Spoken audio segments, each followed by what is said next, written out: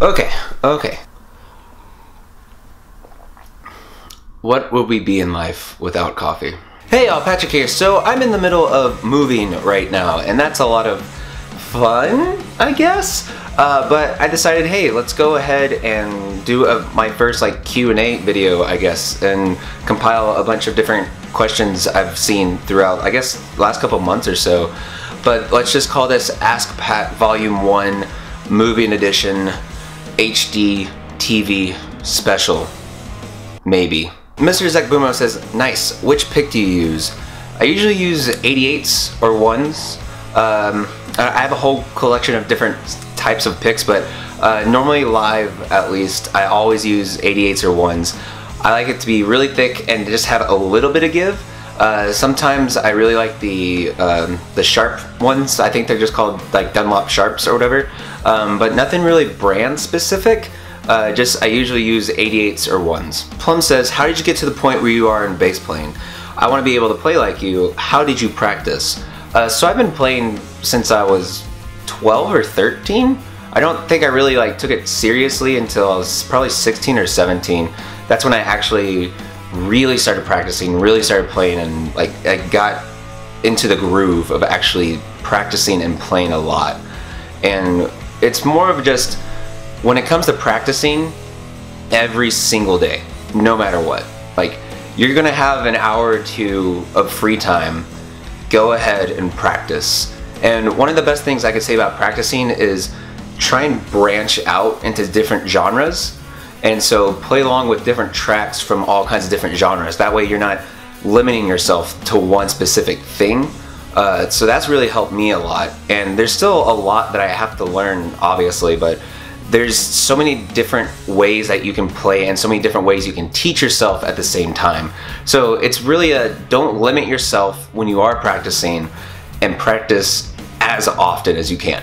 Joseph Rose says, advice please, if you had to point to one fuzz pedal to get close to a Death from Above 1979 type vibe, what would it be? I'm buried in fuzz options. There are a lot of options out there. For Death from Above 1979, for a fuzz pedal, I would say go with Fuzzrocious, the Gray Stash. That is an awesome fuzz pedal, and I really got some very close Death from Above 1979 vibes with that specific pedal too whenever I played it. Go for that one. Patrick, what pickups do you use on your J-Bass? What kind of pickups do you use? Are the pickups SJB3s? What pickups are those? Absolutely magnificent tone. Hey man, love the tone you're getting out of your jazz basses. What pickups do you have in this one? What pickups are those? Love your reviews. What pickups and strings are you using? So obviously this is a question I get a lot, which I mean, it's totally cool, not a big deal. But in my green jazz bass, my main jazz bass, I have Seymour Duncan SJB3s, and they're awesome. I really think they are the best pickup set I have ever played with before. They're just so beefy, so versatile, and they have so many different dynamics that really bring your sound to life. Who are your biggest bass influences? That's a good question. Definitely Ben Kinney from Incubus. I've always really appreciated what he's able to do with his bass and his different bass lines as well. Geddy Lee, because he's amazing. Eddie Breckenridge from Thrice, just because he could put so much power into his different lines and it works so well. Roy Mitchell Cardenas from Mute Math is definitely one of my biggest influences. He is an incredible bassist, and he goes all over the fretboard and works in so many different elements into so many different songs. Tim Comerford from Rage Against the Machine, because I've never seen someone that looks like they can destroy a bass just by hitting it, and that's just awesome to me. Chris Wolstenholme from Muse.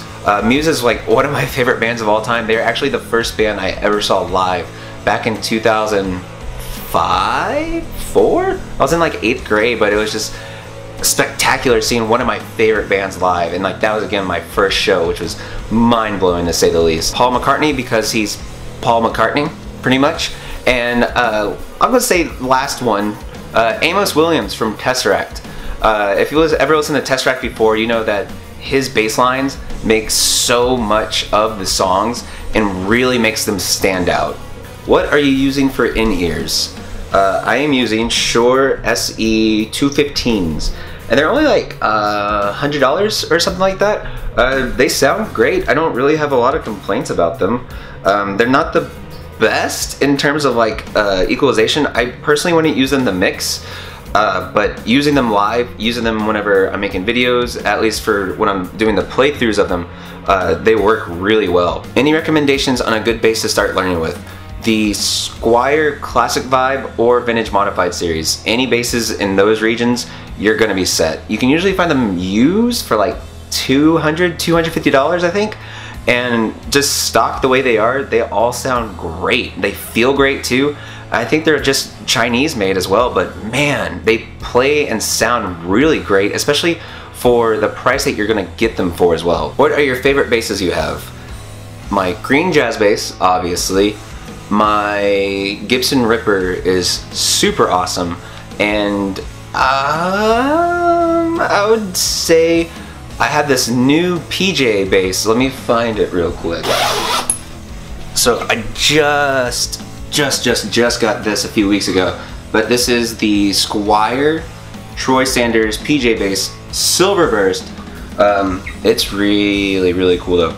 So I would say the green jazz bass, the Gibson Ripper, and I would say this one or my Sunburst P bass right now. Question, what is your favorite fuzz? A quick answer, Fuzz Roche's Cray Stash and the Maleko Diabolic. Those two, hands down. What's the best drive under $50 did you play? Joyo Ultimate Drive, Bad Monkey, Boss DS1, or Boss SD1? I want to buy one, but I don't know how to choose. Out of those four, I would say the Joyo Ultimate Drive.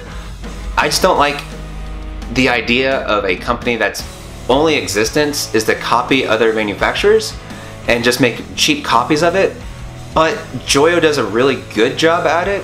It's just like, I feel really shitty for saying, yeah, pick the Joyo Ultimate Drive, just because it's an exact clone pretty much of the Fulltone OCD, but it does a great job at it, and it's what, $25, $30 brand new on Amazon.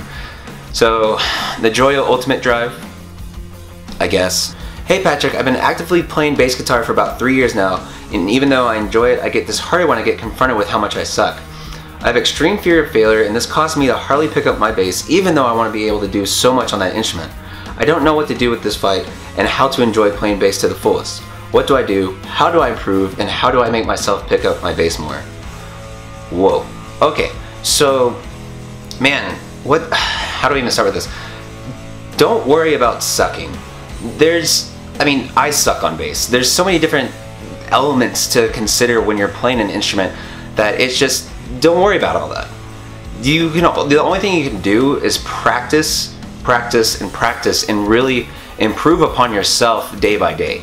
It's a very slow burn process, but really it's just, I would say don't focus on the negativity of that, and also whoever that you're getting confronted that you suck, that's just rude.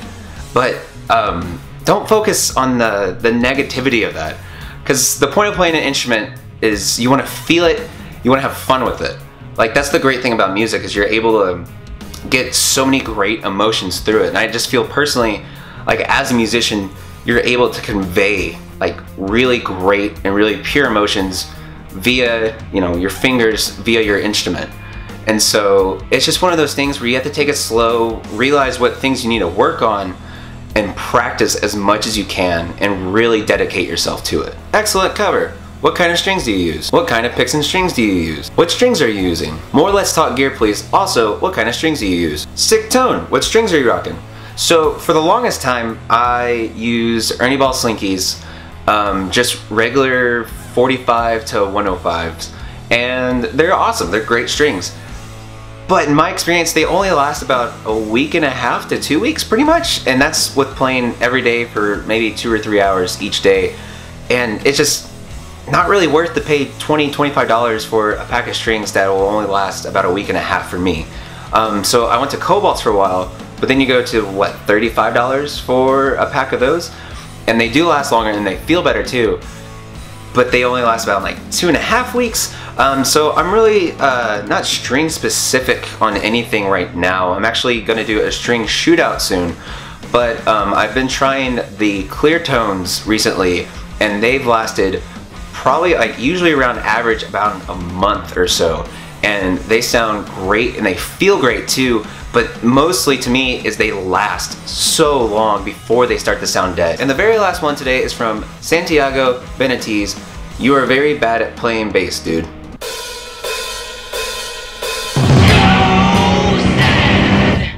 I know. But that's all I'm going to do for this Q&A session. Let me know what you guys think. If you have questions, throw them in the comments, tweet them at me, email me, whatever you want to do. But if you want to see more of these videos, let me know. And I'm going to get back to moving, get back to drinking coffee, and hopefully get back to making a video as soon as possible. Thank you guys for watching. I'll see y'all next time. Take it easy, guys.